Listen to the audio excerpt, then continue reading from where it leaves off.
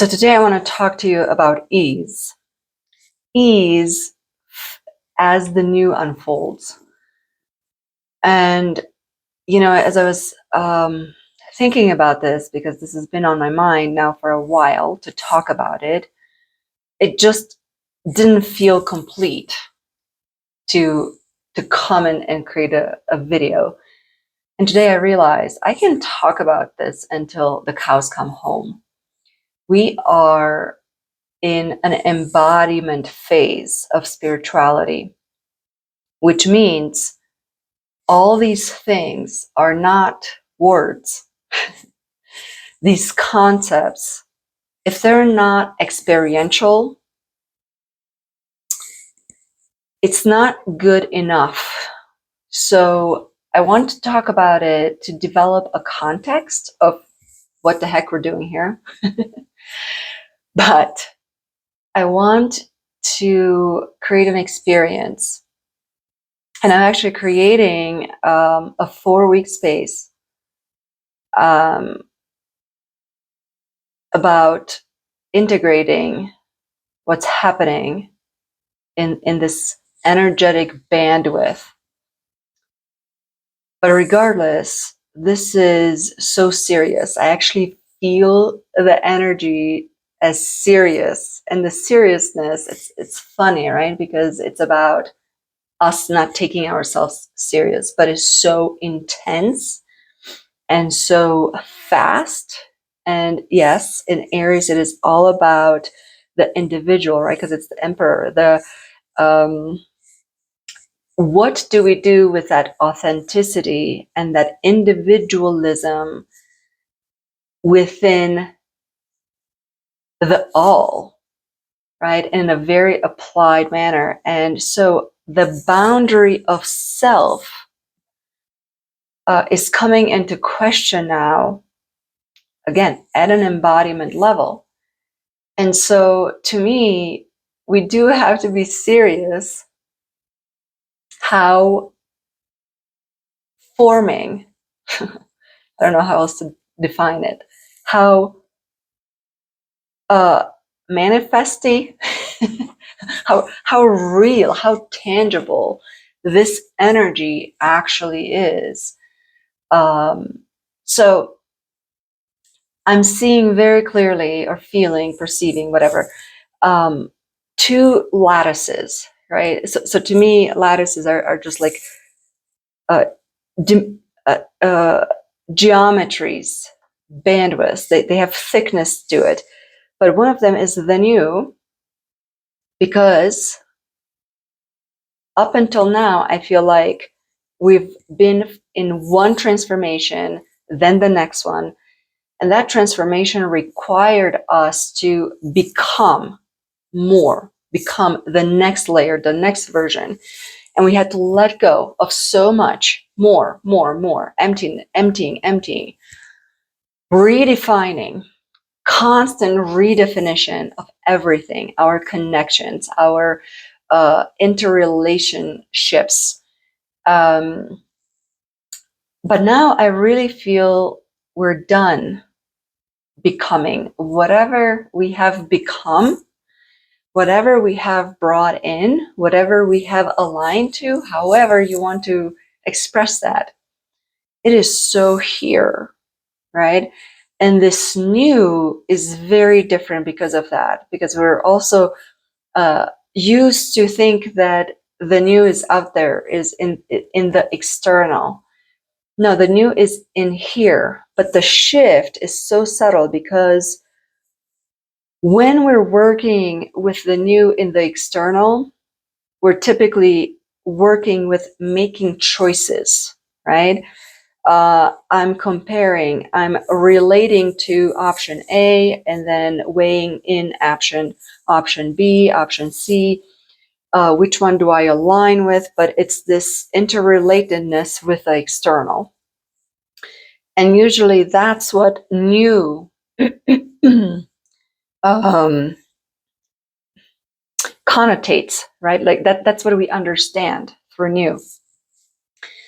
This new is very subtle. It's like we are adding perception layers, or better said, capacities, so we can hold multiple perception layers within ourselves. Because of that, in the external, let's put it that way, it doesn't necessarily translate into a binary choice. If life is presenting you A and B, the trick is, are you engaging with choosing between A and B, or can you lean into your perception expansion and see what else could be there? Or do I have to make a choice? Or can I reorganize where I can keep option A and B with a little reorganization of how those two fit now into my being? So the rules of the game, and this is why this shift is so important. It's not like the rules shifted a little bit. We're literally playing a totally different game. So the confusion, the disorientation, and again, Aries, everything to do with our individuality, right? We're at the beginning of the zodiac. It's so massive, especially in some people, where it's like they don't even know where to start. Not that, like, they're in a pause, in the hangman, if you're into tarot, right? They're in this suspension of, I don't know if anything matters what it is that I do, because like I lost my causality and effect exchange, right? Well, because literally we're playing a different game. So before, if transformation or change or the new required us to apply ourselves with courage or strength or willpower, right? Like fire, because Aries is fire, right? Or determination, or what's the other, my favorite, discipline. It was related to us doing something, keeping to our practices, or doing something that kept us engaged with some type of doing. And now this other lattice of ease is coming to intertwine with this new, that's not external, that's completely internal. It's an expansion of our perceptional world. And it's saying, you just don't have to interfere. Loosen your grip. Loosen your control on managing. Micromanaging is what we're doing, because there is order. There is this new, a different coherence level that you're working in alignment with, that doesn't come from willpower the way you know it to come from. So the practice, and to me now, if somebody's telling you, this is how you navigate this period, here's the process, 1, 2, 3, 4, whatever the steps, I call bullshit, because, and I'm not saying it's not true, it might be spot on, but I'm saying this is new at a collective level. And I'd rather, and I'm comfortable to be in this, I don't know how this unfolds for anyone. So for me, this is a game of, I like to call it restraint, self-control, where if I can feel into this alignment and I delay my immediate meaning making, right? Because things happen. If I not immediately go to, oh, this relates to me in this way, this is bad, or this is good, yay, or, that's meaning making. It might be good or it might be bad. It might relate to you in this way or the other way. But if you delay and not constrain the flow of things through the label, because that's how you solidify things. And right now, everything is so malleable and so fluid that you can do that. And if you don't do it as things flow, as they unfold, what you're going to notice is that, oh, some things just kind of resolve themselves on their own without my controlling it. And, this is nothing new, right? Alan Watts has been talking about, and many more, but I really like him, right? It's like, oh, look at that. The wave can come onto the shore and do its thing without you telling it exactly how to do it or how to go about it. Look at this, an entire planetary system, this whole planet can live without you controlling it again, right? But guess what? So is your life, right? So that's why I'm laughing about this, right? Because it's like, this ease is so serious because we really have a chance to relax. And what's really cool about this one, we don't have to let go of anything, because that's another loop. We've been so addicted. I'm really gonna call it out. Many of us have been truly addicted to self-work, self-improvement, where we lost ourselves in the process itself. So that's why now I want you to feel into the body. And I realize that from the people that I work with, they might be really good psychic people, or they have talents. They might be super intuitive. But when it comes to embodiment, you have a really hard time talking from the body and talking from the feeling, not the meaning of the feeling or the thinking of the feeling, right? So when I say inhale, hold at the top, and exhale. Now let's come into alignment. And what is alignment? And I really, or coherence, they're the same to me now.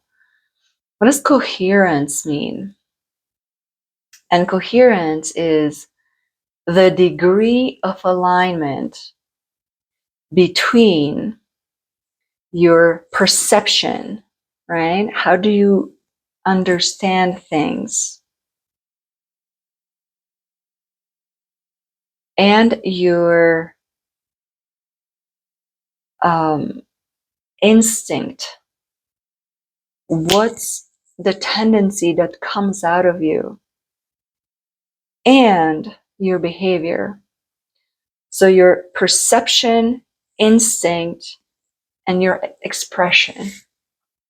That's coherence, the degree of alignment between the three of those things. So let's ask your body, and you don't have to know how to do it, right? We know that. We know how intelligent the body is. So just breathe into that ask, and then inhale, and on the exhale, allow. And when you allow, what is happening in your body? So what I'm feeling my shoulder blades pushing out when I allow coherence in my body. And instead of me saying, oh, I'm releasing, oh, I'm aligning, I'm staying with that feeling, that sensation of, oh, there's a little bit more space in my upper back. And then I inhale again. And I might be able to go deeper into myself. And because I went deeper on the inhale, I can also go way deeper into my exhale. And I'm noticing that I'm exhaling from my belly now, not just at the top of my heart, right? Many of us, the exhale stops about here. Some of us go a little bit lower to the solar plexus, but that's it. So feel into how low can your exhale go in your body, and let it go all the way to your pelvic space. So keep going here with the inhale and exhale, and feel into the sensations without meaning making.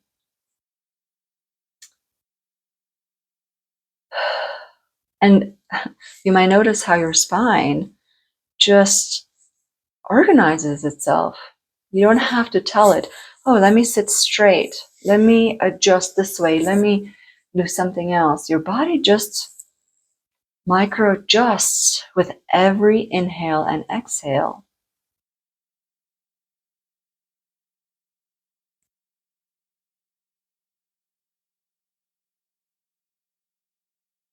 And maybe you want to exhale through the nose, but maybe every once in a while, it is so deep that you might want to do a full mouth exhale.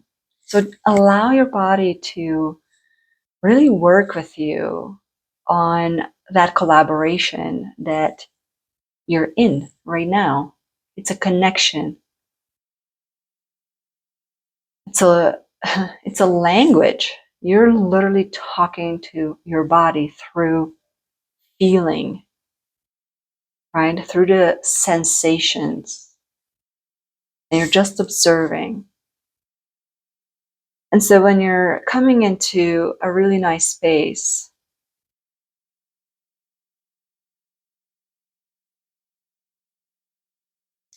ask your body to show you what ease means to you.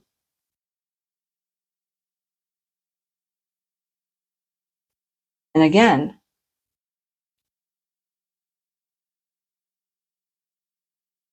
I can foresee it. You want to explain what the body understands through ease. Don't be interested in that. That's another story. Guess what? If you're going to ask that tomorrow, it's going to be a little bit different. And you're going to go, oh my God, the answer is different. I'm moving, I'm shifting, I'm progressing. And yes, you are. But the reward is the story that you're getting. Oh my God, look at the new. And that's not it here. In embodiment, that's not it anymore. What's it is the body feeling the ease, and that's it. See how easy this is?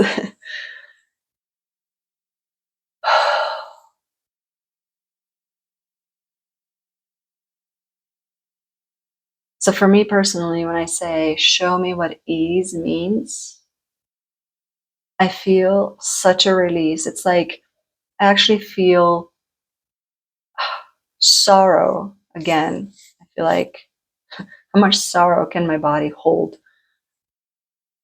I don't know. But I feel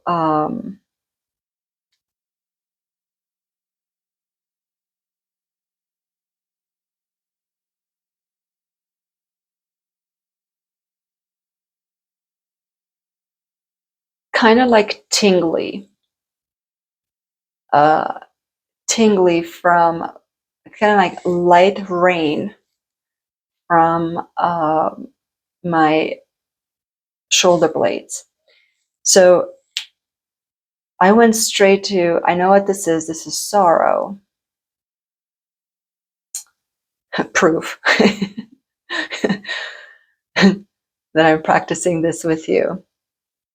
But I also know to stay in the sensation with me, with myself, with my body. And I'm allowing it. I'm allowing it to complete, and my muscles are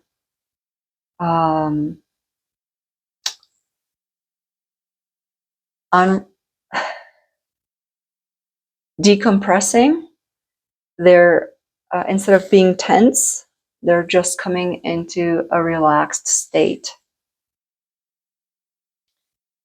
So now I can say, okay, so this is how ease feels in my body today. So once I have these concepts, this correlation of, okay, this sensation is ease. How do I not interfere with it as the day progresses?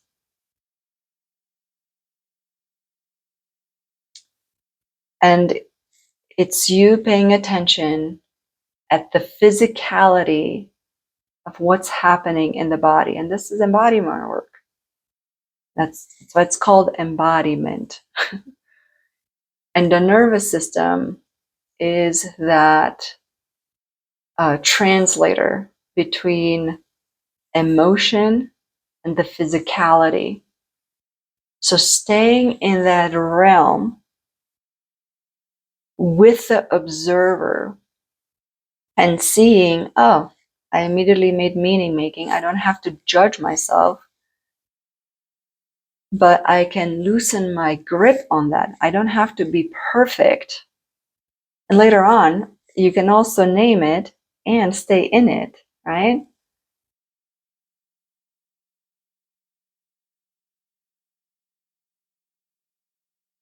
But this is what's going on. And again, I'm coming back to how serious this work is.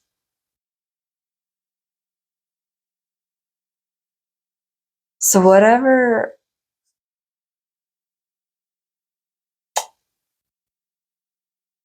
however this shapes in your life, I invite you to really spend some time considering embodiment at a at a serious level. Because well, it matters, right? It matters in our